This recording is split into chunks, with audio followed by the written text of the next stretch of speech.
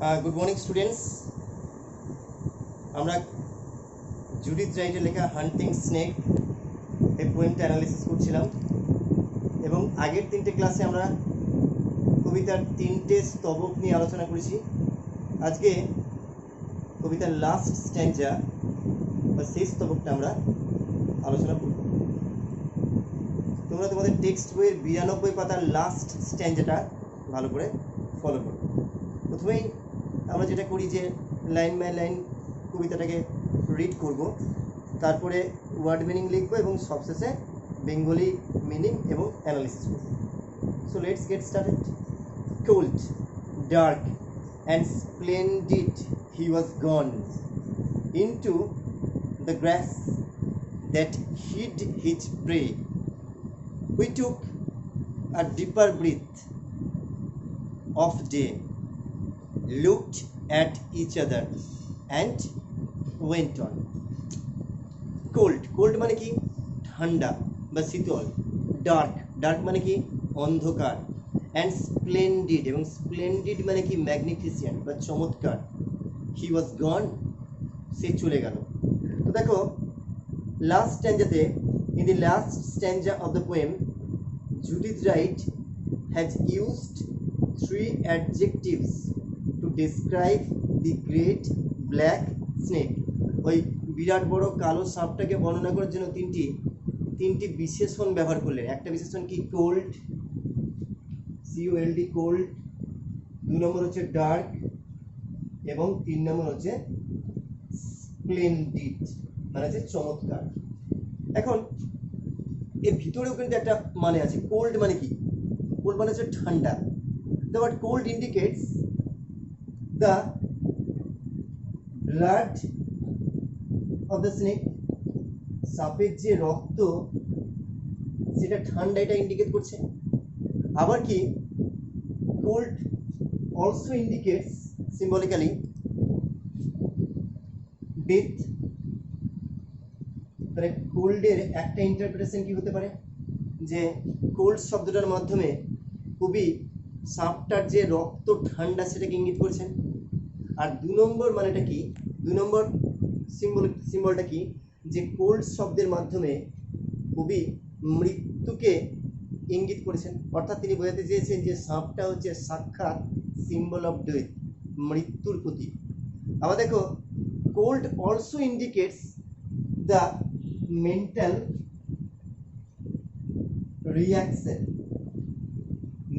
reaction of the poet and her life and her partner.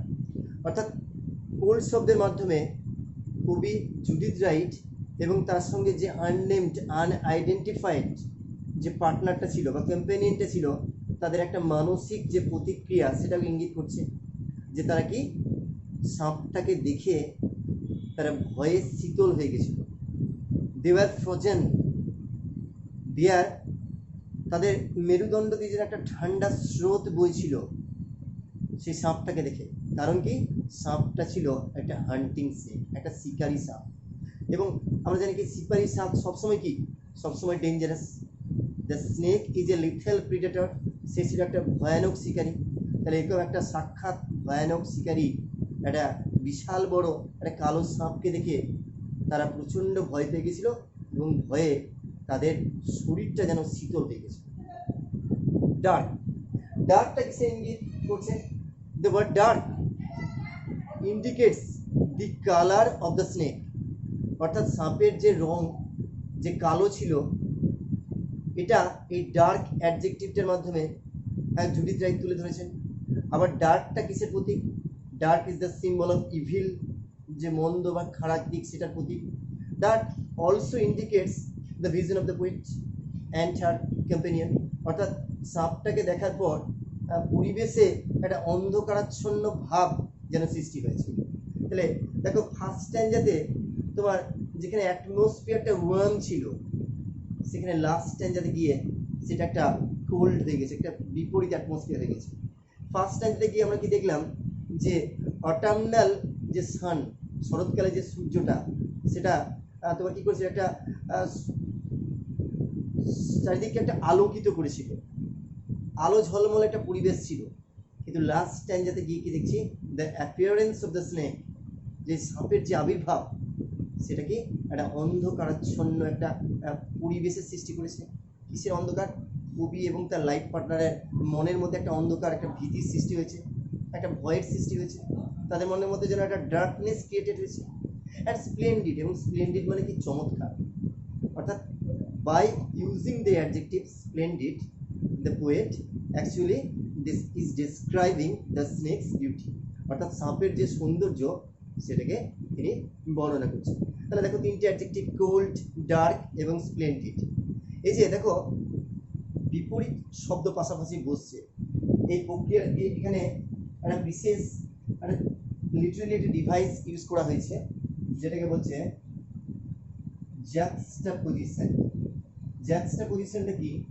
Actually জাক্সটাপোজিশন হচ্ছে তোমার এমন একটা লিটারালি ডিভাইস যেখানে হচ্ছে বিপরীত কোনো ওয়ার্ডস বা বিপরীত কোনো থট সাইড বাই সাইড মানে পাশাপাশি বসে, তখন সেটাকে আমরা বলি জাক্সটাপোজিশন।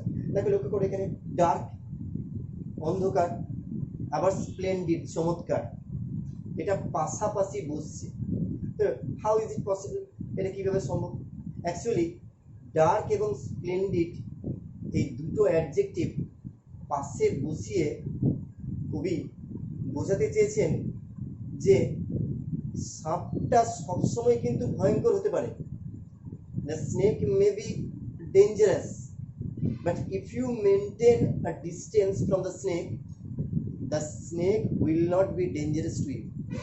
অর্থাৎ সাপের থেকে তুমি যদি দূরত্ব বজায় রাখো, সাপের তুমি যদি if you do not harm the snake, তুমি যদি সাপটার কোনো ক্ষতি না করো, the snake will not be dangerous to you, it will not harm you. যদি তুমি সাপকে কিছুটা দূরত্ব থেকে দেখো এবং একটা ডিস্টেন্স মেনটেন করো, তাহলে তুমি কি দেখতে পাবে? The snake is actually not a dangerous creature, it will be a magnificent, a splendid creature. এটা হবে কি একটা চমৎকার, এটা হবে একটা সুন্দরতম একটা প্রাণী। অ্যাকচুয়ালি জুডিথ রাইট কে ছিলেন? Judith Wright was an environmentalist. Judith Wright ছিলেন একজন প্রকৃতিবাদী। And being an environmentalist, she wanted the preservation of the natural life। এবং প্রকৃতিবাদী হিসেবে তিনি চেয়েছিলেন কি, যে সমস্ত রকম প্রাণীগুলো যেন এই পরিবেশে সুন্দরভাবে একটা অবস্থান করে, এটা তিনি চেয়েছেন। বোঝা গেল? তাহলে লাইনটা আবার দেখো, কোল্ড শীতল, ডার্ক অন্ধকার, অ্যান্ড স্প্লেন্ডিড এবং চমৎকার, হি ওয়াজ গন, সে চলে গেল। So he refer to, here he refers to the great black snake. এখানে হি বলতে তোমার ওই যে বৃহৎ কালো সাপটাকে বোঝানো হয়েছে। এবং দেখো হি শব্দটা ইউজ করে তার মধ্যে সাপটার মধ্যে একটা ব্যক্তিত্ব আরোপ করেছেন। আর জেনারেলি আগের ক্লাসে বলেছিলাম যে মানুষ ছাড়া অন্য কোনো অ্যানিম্যালদেরকে বোঝাতে আমরা জেনারেলি ইট এই শব্দটা ব্যবহার করি, কিন্তু এখানে কবি হি এই প্রোনাউনটা ইউজ করে অ্যাকচুয়ালি সাপটার মধ্যে একটা ব্যক্তিত্ব, একটা পার্সোনালিটি তিনি অ্যাট্রিবিউট করেছেন। বোঝা গেল? তাহলে হি ওয়াজ গন, সে চলে গেল, ইনটু দ্য গ্রাস, ঘাসের মধ্যে। আমরা বাইরে থেকে কোনো কিছু ভিতরে প্রবেশ করলে সেটাকে বোঝানোর জন্য আমরা ইনটু এই শব্দটা ব্যবহার করি, ইনটু দ্য গ্রাস। তাহলে সাপটা ঘাসের মধ্যে প্রবেশ করলো। দ্যাট হিট, হিট মানে কি লুকিয়ে থাকা, হিজ প্রে, যেখানে তার শিকার লুকিয়েছিল। লক্ষ্য করো এখানে হিট, হিট শব্দটা, সরি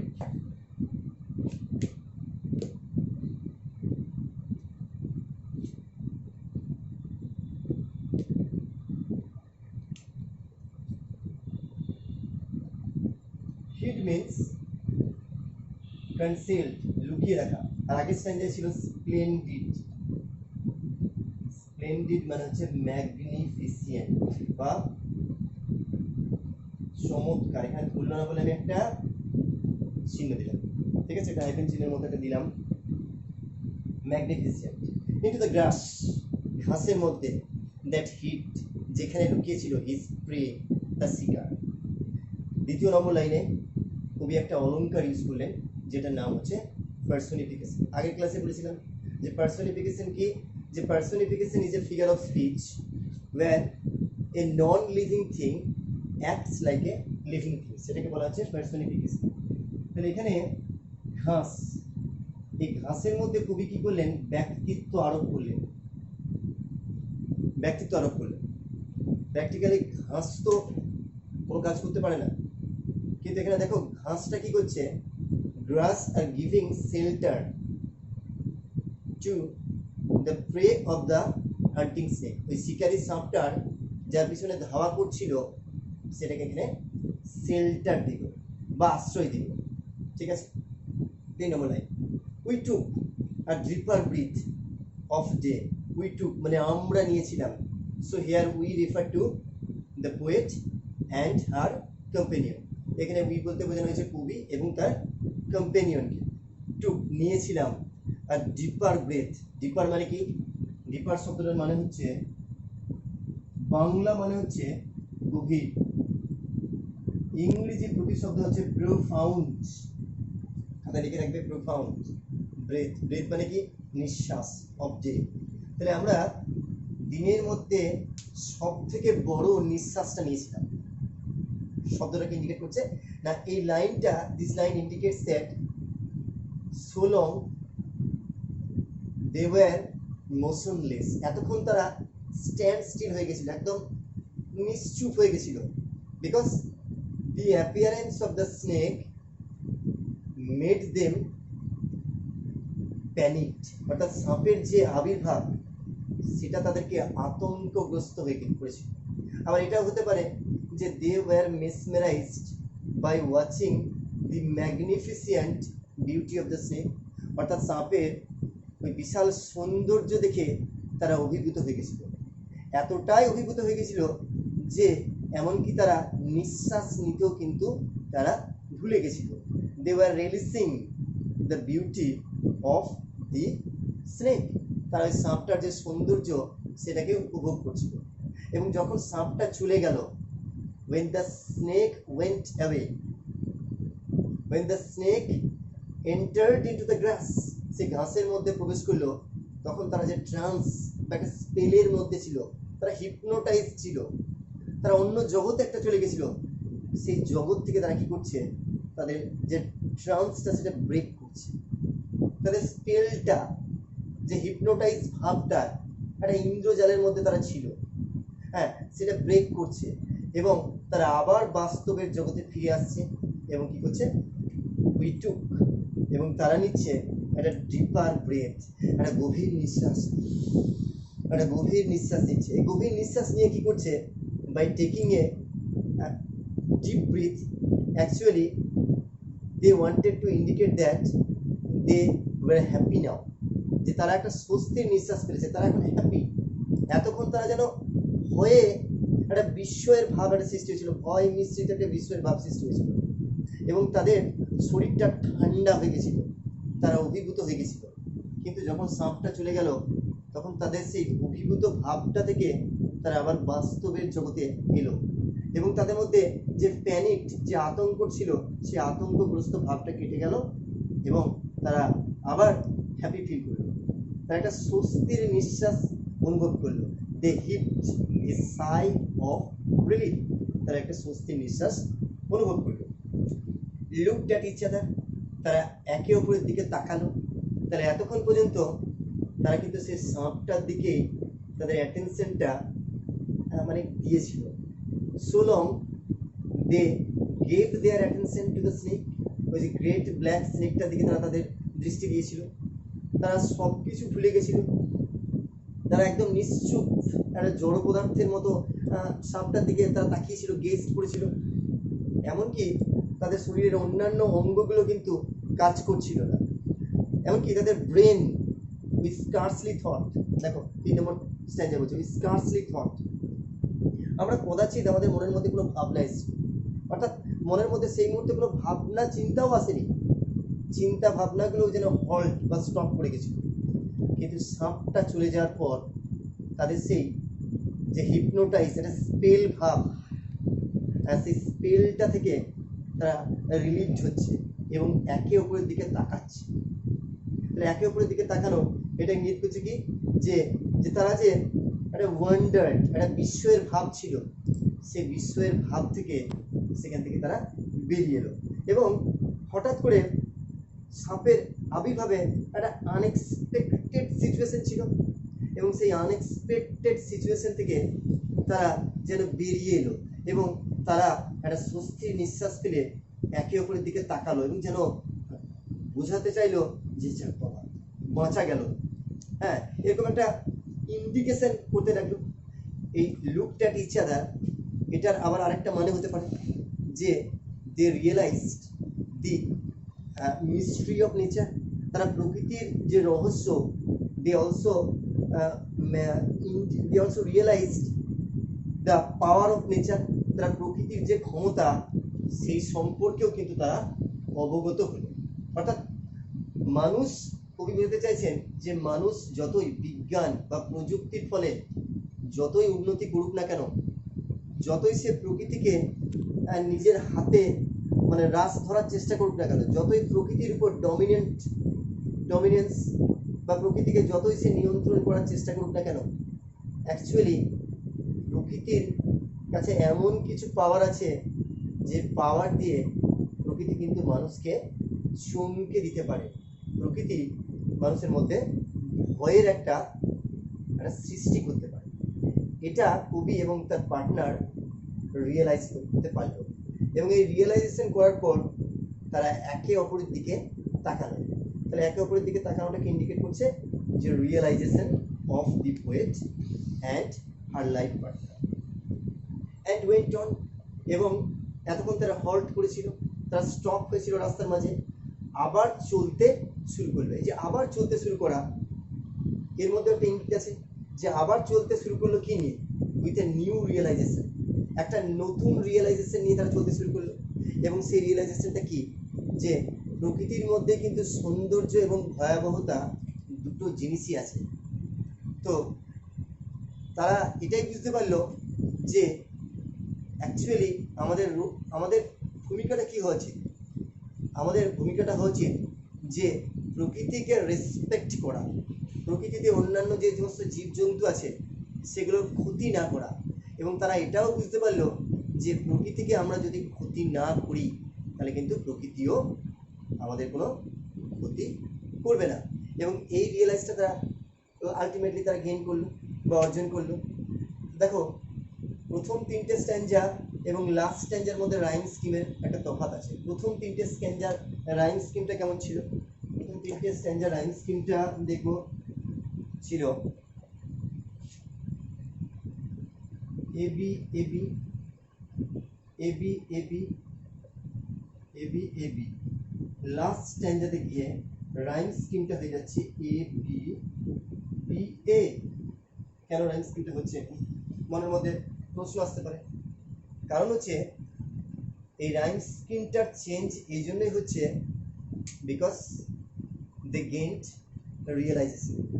সাপের যখন সাপটা ঠিক আবির্ভূত হওয়ার পর তাদের একটা মেন্টালিটির একটা দেখো চেঞ্জ হয়েছে এবং সাপটা চলে যাওয়ার পর লাস্ট টাইম যাতে সাপটা চলে যাচ্ছে, তাহলে লাস্ট টাইম যাতে যখন সাপটা চলে যাচ্ছে, when the snake is departed, they actually once more comes back to the reality.